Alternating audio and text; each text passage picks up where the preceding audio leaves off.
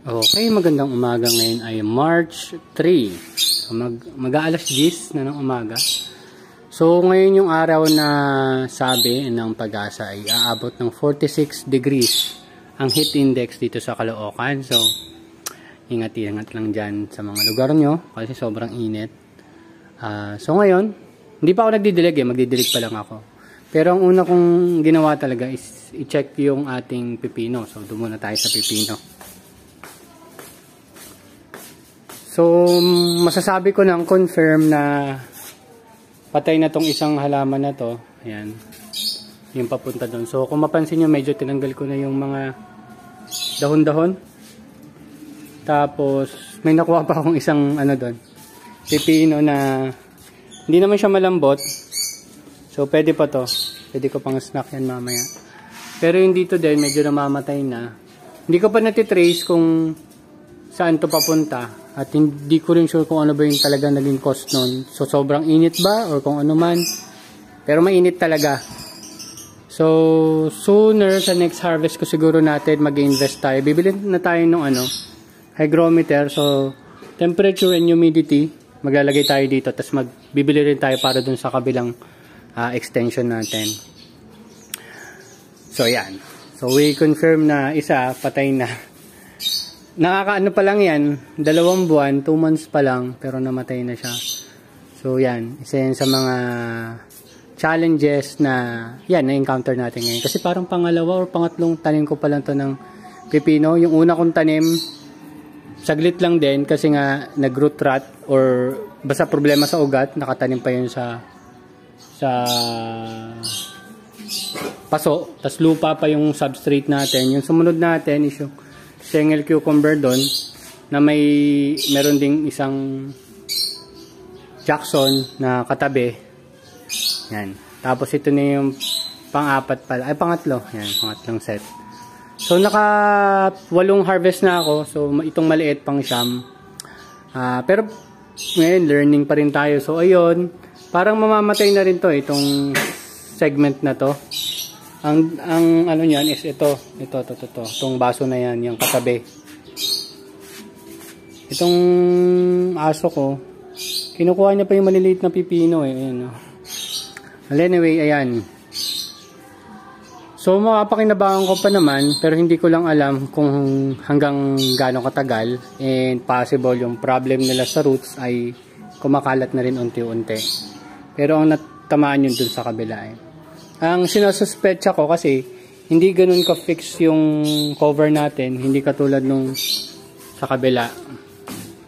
Kasi dito, ayan o.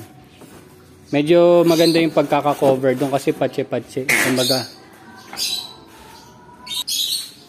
So ayun, medyo nisi ko pa kung paano, pero nagtanim naman ulit tayo. So mamaya magta-transfer ako. Actually, kailangan ko ng isa pang ganitong cup.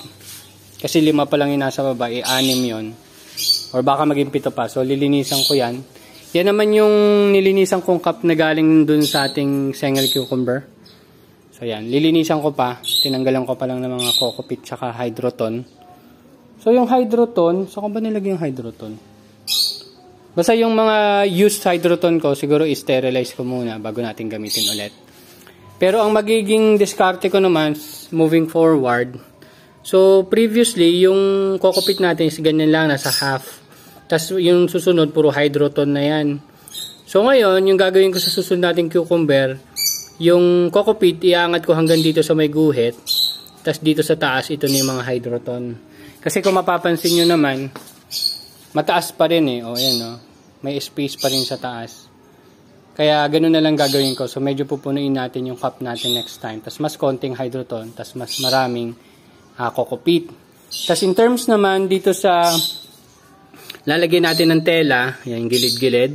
Lalagyan natin yung 4 na sulok-sulok na yan. So ang ine-expect natin doon is mas magiging maganda yung lago ng ugat. Kasi kung sa isang side lang dumadaan yung ugat pa hanggang umabot dun sa nutrient solution. So kung 4 na lugar diyan ang lalagyan natin, so mas magiging even yung paglago ng ugat niya. Sa palagay ko And dahil mostly roots ang nakikita kong issue, baka makatulong yon sa pag-aaral natin sa pagpapatubo nito. So titingnan pa natin. Ngayon kasi dalawa lang malalagyan ko, isa, tapos yung isa pa doon, tapos itong isang container kasing nandito ay para sa ating bell pepper, which is ito, bell pepper. So bell pepper banda doon, dito natin lalagyan yung bell pepper dito. Tapos pag na-harvest natin to sa March 17 kasi yung harvest nito, sa mga March 15, itong tatlong to na nasa medyo malilim na part, ay yan yung ililipat natin doon sa 1/3. Meron kasi tayo, nabanggit ko sa inyo, may 1/3 doon na mas maliit na growing area o growing greenhouse. Doon natin siya ilalagay. Tapos yung apat na to, dito lang, stay lang sila dito. So ayan. And yung space na mababakante dito, doon naman tayo magse-set up ng NFT. So mag-aaral na rin tayo ng NFT. So possible yung mga papasobra nating seedlings, dito natin ilalagay sa NFT as we try to learn growing NFT. Ano pa ba?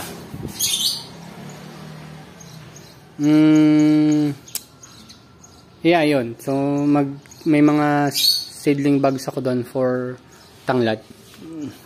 At yung mga tanglad ko dun sa kabila is tumutubo naman. Hindi naman lahat. Siguro mga 90% tumubo naman. And pakita ko sa inyo sa susunod. Tapos itong ating bell pepper. Ayan. Dito may dalawa. Ayan pa isa. Ito pa isa. Siguro mag-form pa rin yung iba. So ayan. Ito medyo magaan siya ngayon ha. So dadagdagan ko lang ng nutrient solution yan. Yan. Hindi ko sure kung babawasan ko pa yung sanga-sanga niya or ganyan na muna siya. Siguro yan na muna. Tapos ang pag-experimentohan natin yung susunod na ilalagay natin dyan. So ito, i-drain ko lang to. Tapos i-stack lang natin doon kasi yan yung pandidilig ko dito sa cucumber. Tsaka dun sa bell pepper natin. So far yun pa lang. Wala pa tayo talagang dedicated na nutrient solution dyan. Ano pa ba? Ayun pala yung pump na gagamitin ko. Alam ko 3,000 liters per hour yata to. Ayun o, Aquaspeed A3000. Ito yung ginagamit ko dati nung nagmamashroom ako. So kasi sa mushroom, kailangan mo rin ng magandang humidity. So ipinapump ko yung tubig, tapos babasain niyo yung tela, tapos yung tela ang parang mag-slow release ng moisture sa hangin. Yun yung naging idea ko dati. Pero ngayon, palagay ko, since magsa-summer na, lumalala na yung init. So yun yung next na challenge natin. Kaya by next na benta ko, doon naman tayo mag-i-invest. Pero in terms pala ano ba yung ano ko? Next time na lang pakita ko sa inyo yung notebook. Ano lang naman yun, sales expenses, tapos yun yung parang cash flow lang. Pero napakasimple lang ng ginawa ko sa notebook lang. Hindi pa naman ganun kasi kakomplikado yung ginagawa natin. Yun pala, gusto kong i-share sa inyo yung gagawin natin panibago starting April. So starting April, alam niyo naman ang target ko is twice a month lang ako mag-harvest. So starting April, magkakaroon tayo ng fixed schedule ng harvest, which is first Friday and third Friday of the month. For the whole year na yon. Kasi napansin ko, kung every 15 days or every 12 days ako magtatanim, merong senaryo kung saan magta-transplant ako at the same time mag-harvest din ako. Pero kasi iniiwasan ko mag-overlap yon. Kasi nga, kailangan ko ng time para magbenta, tapos kailangan ko rin ng time para maglinis. So, napunta ako dun sa diskarte na kunin ko na lang yung specific day na gusto ko every month, which is yung first Friday at saka third Friday of the month. So, yun lang yung binago ko ngayon at sa palagay ko, mas gana yun. Hindi rin ako mahihirapan. At hindi na rin masyado mahihirapan yung customer ko mag-isip kung kailan ba ako mag-harvest. Kasi, dun pa lang, magiging fixed na every first Friday tsaka third Friday of the month is pwede na akong mag-harvest. So, kung gusto nila mag-early harvest, 2 days before yung harvest date, pwede naman ako mag-harvest yan tulad ng ginagawa ko rin ngayon. Napansin ko kasi, yung first 2 harvest, okay, pero pagdating mo ng 3rd and 4th harvest, mag-overlap na yung harvest and transplant.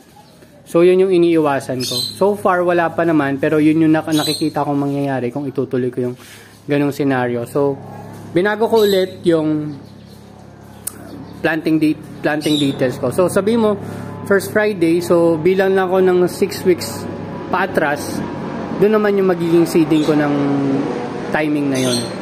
Basta 6 weeks. 6 weeks lang naman ang pagtatanim natin dito. So, ayan. So, hopefully, may masolve naman ako. Pero ngayon, learning pa rin. And ito yung for harvest natin sa darating na March 17. Pero kung mapapansin nyo sa size, mas malaki yung size noon. Pero definitely, mas maganda yung size nung doon. And also, magkakaroon tayo ng comparison doon sa outdoor natin in terms of seedlings. Kasi, bigyan ko lang ko yung idea, yung nung nakita ko yung seedlings dito sa outdoor ko, mas compact yung pag-grow ng mga true leaf niya kumpara doon sa indoor nursery ko.